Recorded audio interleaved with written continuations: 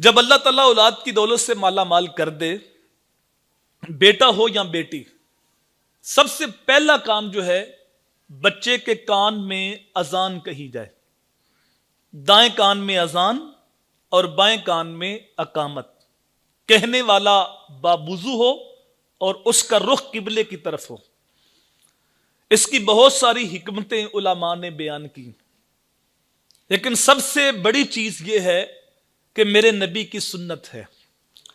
जब हजरत इमाम हुसैन पैदा हुए तो हजूर सल्लल्लाहु अलैहि वसल्लम ने हजरत हुसैन के कान में अजान कही। हजरत सईद इब्नुल मुसय्यब जब बच्चा पैदा होता तो दाएं कान में अजान और बाएं कान में अकामत कहा करते थे। यही नमाज वाली अजान और अकामत।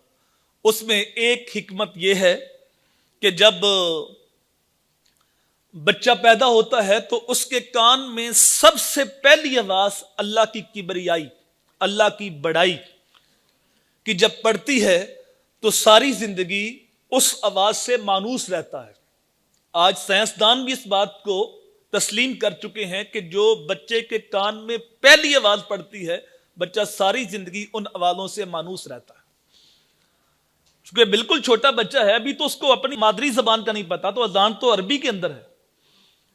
तो वो जो अजान दी जाती है वो सारी जिंदगी उस आवाज के साथ मानूस रहता है और उसको पता होता है कि मैं अल्लाह की वहदानियत को मानने वाला हूं और मैं मोहम्मद अरबी का नौकर बन के आया हूं। तो अल्लाह की वहदानियत और हजूर सल्लल्लाहु अलैहि वसल्लम की रिसालत की आवाज उसके कान में गूंजती है।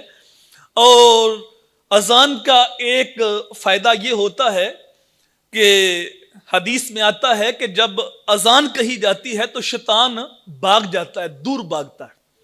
और जब बच्चा पैदा होता है तो हदीस में आता है उसके साथ एक शैतान हमजाद पैदा होता है जो उसकी पसलियों को छेड़ता है और वो रोता है। अल्लाह अकबर। जब मेरे हजूर ने यह बात कही तो सहाबा बड़े जिंदा दिल लोग थे, तो सहाबा ने अर्ज की, या रसूल अल्लाह, जब आप पैदा हुए थे तो आपके पास भी हमजाद आया था और छेड़ा था? तो मेरे हजूर ने फरमाया, आया तो था लेकिन छेड़ा नहीं था। फरमाया लम्मा रानी अस्लम, उसने छेड़ना क्या था? जब उसने मेरे चेहरे को देखा कलमा पढ़ के मुसलमान हो गया था।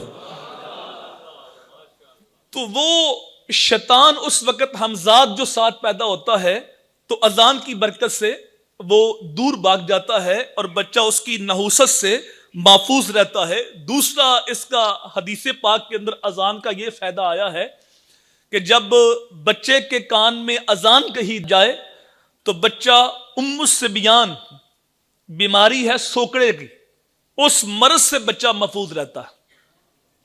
तो ये अजान का ये भी फायदा है। और सूफिया ने एक और बात भी कही कि अजान होती है और फिर अकामत होती है और फिर नमाज होती है।